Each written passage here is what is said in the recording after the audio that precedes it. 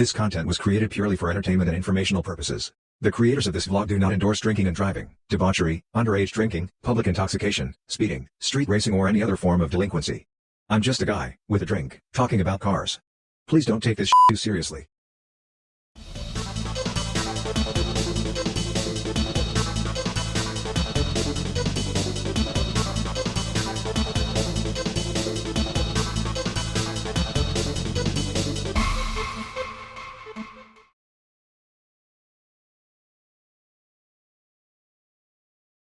What up? What up? It's your boy, the Fat Man, the Killer Bee, the Africanized Honeybee. Welcome back to Cocktails and Crankshafts.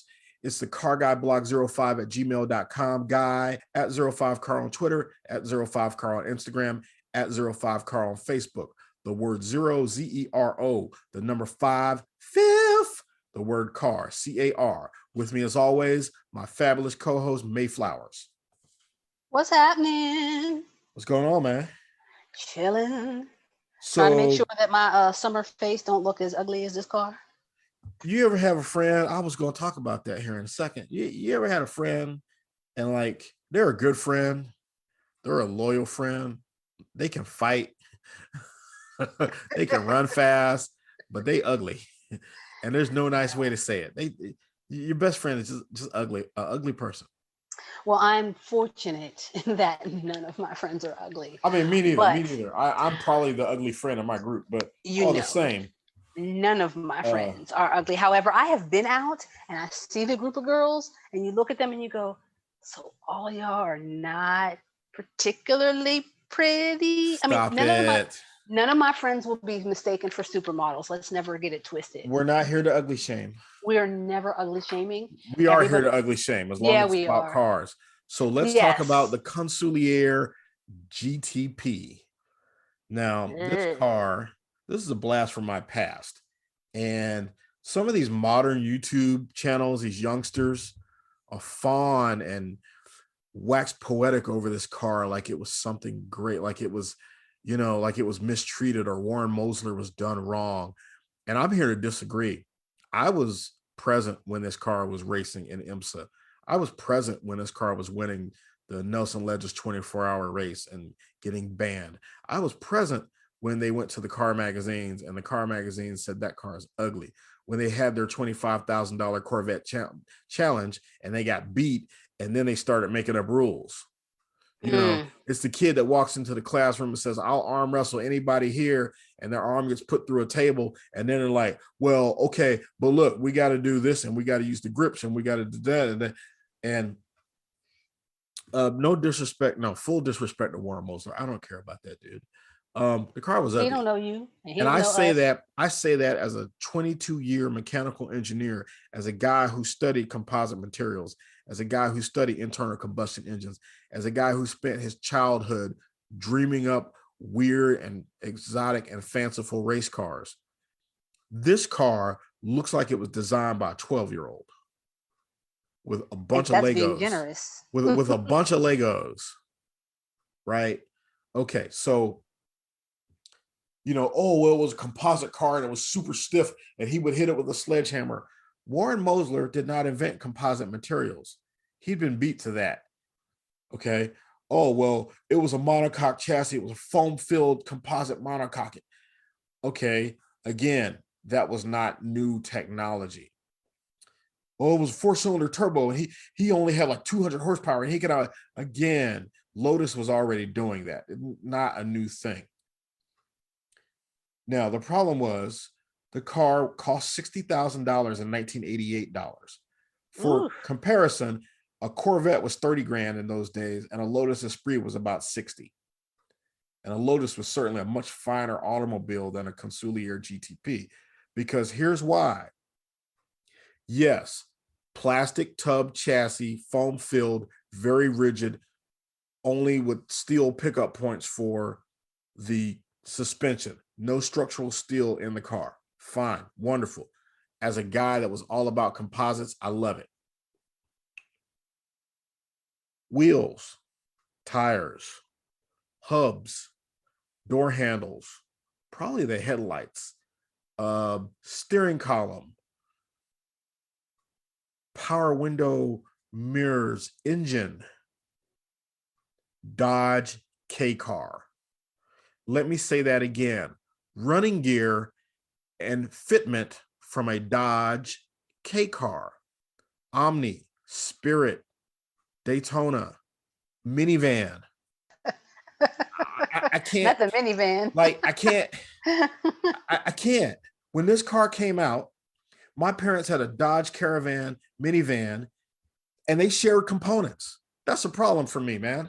Yeah, because for a $60,000 quote unquote exotic sports car, and I get it. You're making cars because they only built like 60 of these things ever. There were not a whole lot of them built, right? And most of those, I think, were actually racing cars. They sold very few.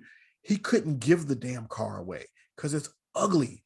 It looks like an upside down boat, and it's built. I mean, yes, the torsional rigidity. Yeah, I get that, but it looks like a car that would have great torsional rigidity. And you could talk about form following function and all of that stuff. That's all well and good.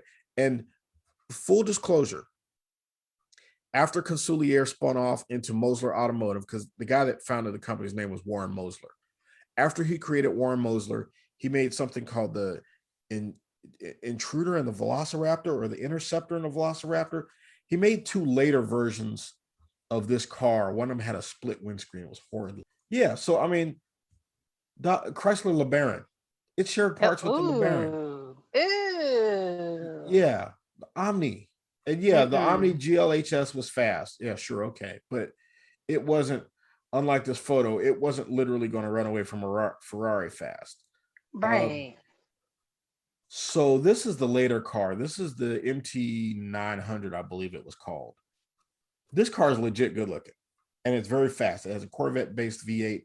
It was incredibly fast. When they did the upgrade on the car, they went to this weird split windshield version. Yeah. Come on. Yeah. No. Yeah, that's not pretty. Who did this? Now, this was very fast. This car was, because this is when they upgraded it to the V8. So it was very fast. It was fast with the little Dodge 4-cylinder turbo, but it was really, really fast with the V8. But look at that thing. No, I wouldn't drive that. And drivers couldn't see out of it. I was going to say, and that would really mess with my view. Supposedly, this got better aerodynamics. But here's the trick. Warren Mosler was not an engineer. Okay. Now, he had an engineer on his team. There was a gentleman, and I don't know the guy's name, but there was a guy that helped him design the car. Basically, Warren Mosler was an economist. So he had no business in this. He ran for some office, but basically Warren Mosler had made some play money and was playing with cars. And he ran into a dude that said, "You know what? I can build you a car out of Volkswagen GTI that would be super light, and because it didn't weigh anything, it would handle incredibly." And they built. So that's not actually the prototype, but if you can imagine, the first prototype they built was built out of Volkswagen GTI parts, and it wasn't quite. What the hell? They never got it all the way finished. Leave that wherever it was. They never got it all the way done, but it was enough for them to see what they were doing and figure it out. So the second car, the car that actually did become the Consulier, and I can't say, I used to say Consulier, but apparently it's Consuleir, and it's just a word he made up. But to try to make it sound fancy. You can see where they developed, and like there are videos where the guys come up and stand on the roof, and apparently he used to hit it with a sledgehammer. Because I get it. It's made out of composites and it's super stiff. Okay, that's not new. Even in the 80s, that wasn't a new thing. The thing was, and this was the thing that he couldn't get around. Oh, if only the car companies had taken my ideas and run with them, because the lightweight composite body. Yeah, well, here's the reason why mass-produced cars are made out of stamped steel. Stamped steel is thin and easy to make. Right. The tooling lasts a long time, and you can make hundreds of thousands and hundreds of thousands of hits on those stamping dies before you have to replace them. When you mold a car that's a monocoque chassis, you have to have a big mold, and it takes forever to lay the fiberglass in that mold. And it is an intensive hand-done process And there's no way to test these things. For repeatability, you basically have to destructively test them, right? Okay, yeah, nobody's got time for all to that. To determine if the fiberglass and the resin, or the carbon fiber and the resin and everything. I used to do resin transfer molding. Yeah, I'm a nerd. I was a lab assistant in college for graduate students that were doing resin transfer molding of carbon fiber composites. So I know what I'm talking about, actually, with the venue of it being 20 plus years ago. But you can't have air pockets in this thing. And I don't know if these were baked in an autoclave, but they probably weren't. Autoclave baking takes time and is terribly expensive. Autoclaves are big and expensive, and they consume a lot of energy. You cannot mass produce, you cannot build molded chassis cars at the kind of volumes that it takes to sell them at a reasonable price, because there's so much labor involved in it. I mean, there's a reason why Lotus cars had backbone chassis. It's because they couldn't make the fiberglass fully structural and turn out the cars in any kind of reasonable time, and they were still super expensive. Yeah, anything requiring autoclave, yeah, you lost production time. Yeah, so some other things about so he did the $25,000 challenge with the car magazines. He said, "You beat my car, any car you want to bring, I'll pay you $25,000." Car and Driver took a brand new 91 Corvette, and they borrowed a Consulier GTP from a track school. Because it was from a racing school, like they had a thing where it had like 3 cigarette lighters in it, so they could plug in their equipment and the radios and the transponder and stuff for the track school. And the car was beat up, and old tires, worn out brake pads, blah blah blah blah blah. The Corvette narrowly beats the GTP. The magazine demands their money. The guy says, "No, you use the old beat up car, blah blah blah blah blah. It's got to be my racetrack, my driver, and a car of my picking." Here we go, changing the rules. The car magazine said "F you" and ran the article. Now, I'm of the age that I was around when these cars were making the rounds through the car magazines. 12, 13, 14, 15, 16-year-old me was like, "Man, what a great concept, but that car sure is ugly. They could have done a better styling job on it." Except they couldn't, because a lot of their structural rigidity was based around the actual shape. They could not make a car that was sexy and pretty, because, as somebody bragged, "Oh, well, it was built without the use of a computer." Yeah, you know what? So was a Porsche 911, but right, so was everything 917 and a Porsche RSK. There have been a lot of the Ford GT40, the original one from the 60s. There have been a lot of beautiful, fast cars that were built without the aid of computers. And yeah, I get it. It's light, and because it was light, it had smaller brakes, smaller tires, and because he used Dodge components, he didn't have to run those things through the battery of federal tests required for motor vehicles, because they were already homologated through Dodge. Yep, great idea. Save money on running gear. Great idea, but make it look like something. Something other than a broke down El Camino. That is not cute. It looks like a bad kit car. It does. It looks like something you buy in a box. Here's the interior. So you can see the 80s, 90s vintage cell phone. But, Dodge shifter. Yep. Dodge steering wheel. Yep. Dodge door handles. Yep. Recaro seats, which, you can get Recaro seats in a Nissan. That's not that impressive. Video gauges, Kenwood stereo. Okay. Again, that's not nothing earth shattering. That's not fancy, right? You look at this thing, it looks kind of slapped together. Now, I mean, look at the dash pocket over there. That's not cute at all. But yes, it was fast, and they took it to the racetrack, and it won. They went to IMSA. Now, the IMSA Supercar Series was essentially showroom stock racing for really expensive sports cars. So let's see, you had you had a Porsche factory-built Porsche 911. You had a Callaway twin-turbo Corvette. You had a ZR1 Corvette. You had Lotus Esprit Turbo. The Consulier beat them, right? Well, duh, it weighed 400 or 500 pounds less than the lightest car in that list. And most of them, it weighed close to 1,000 pounds less in reality. Yeah. Because again, essentially showroom stock racing for really high-end sports cars.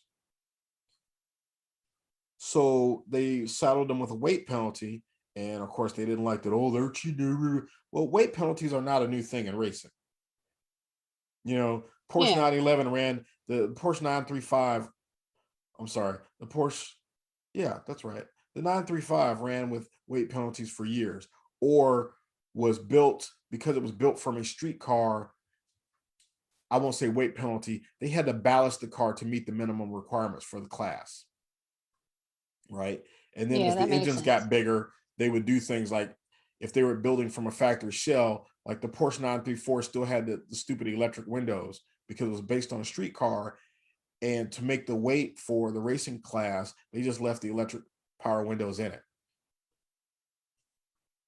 Because if they took them out, they were going to have to add ballast back. So, you know, the ideas of penalizing cars, and IMSA especially, IMSA is very known for that. They like for their races to be competitive and close.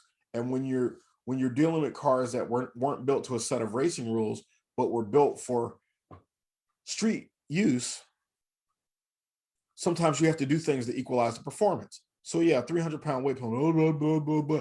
Well, if your car is a plastic car that's built in numbers that people laugh at, even somebody like a Callaway or, you know, a ZR1 builds multiples of the number of cars you build per month. Yeah, cut them some slack, or go race against real prototypes made out of plastic. Yeah, because there's a class for that. And you know what? Those cars were lower, faster, had better aerodynamics. You wouldn't win. So quit whining. And that's not so. Pick your poison. They won the 24-hour race at Nelson Ledges like 3 times, and then they were banned. They won the One Lap of America a couple times, and then they were banned. And it's like, yeah, I get it, because nobody's going to enter the race, especially something like a One Lap of America, which is people taking a week off of work, cramming themselves into a tiny little sports car, driving all around the United States, driving like, I think some of them said they drove like 7,000 miles total one year. Because what they're doing is they spend the day driving around a racetrack, and then they drive to the next track overnight, and then the next day they race around that track, and then they drive to the next track. It was sort of the spiritual successor to the Cannonball Run. Yeah, that's a lot of driving. And it got to be a big thing. And I know one year I was thinking about, like, man, is there any way I can enter this thing? I was in college at the time. And I was like, A, I don't have the cash to do it. B, I don't have a car that could survive, let alone win. C, oh my God, you got to race all day and drive all night. That's insane. That is insane. So,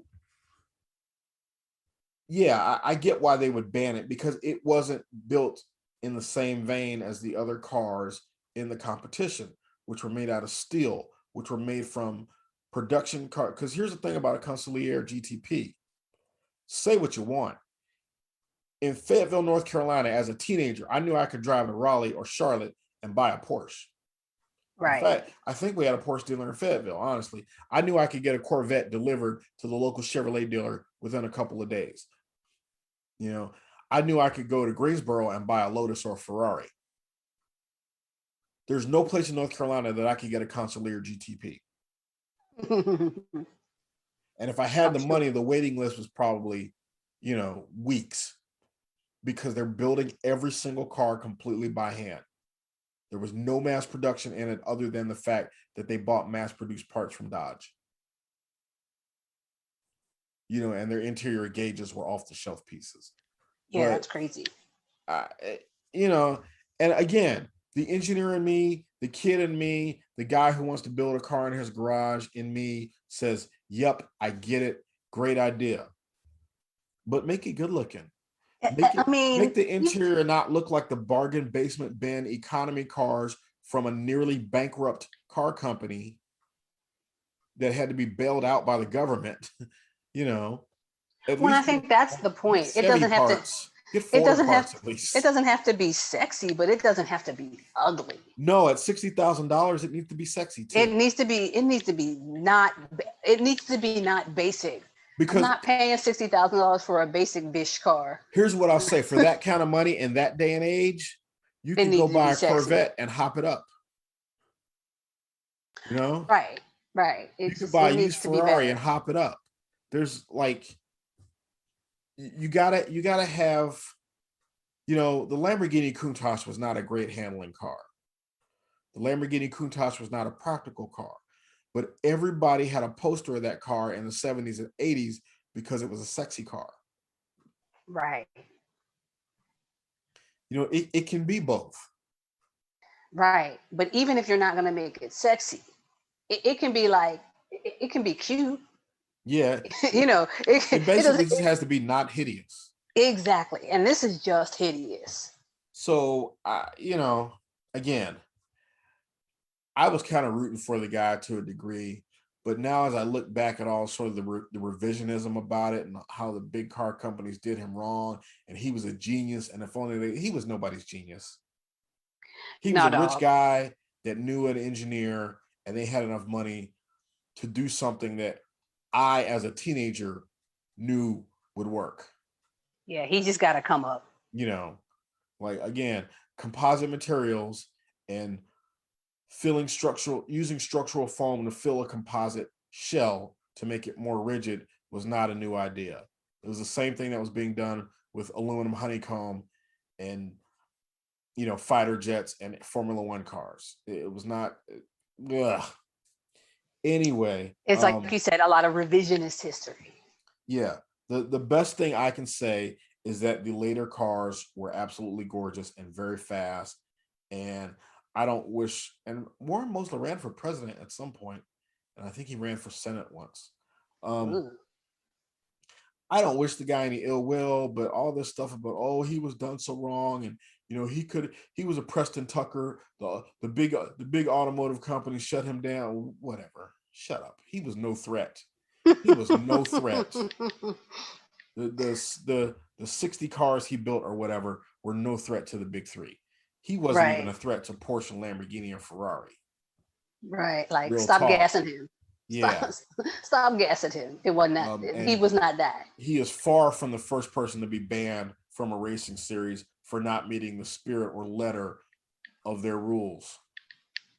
There's a reason why you can't show up at an autocross with anything and race in certain categories. There are certain cars that are just straight up banned. They're like, nope, they don't make the spirit of what we're trying to do here. You can't use that. Right. We have rules for a reason. Exactly. So anyway, that's the story of the Consulier GTP, doing the most with the less, but also looks only a mother could love. There you go. A face for radio, as they say. Exactly. And I should know. As always, we thank you for listening. We hope you enjoy our content, and like, share, and subscribe, and we'll see you again real soon.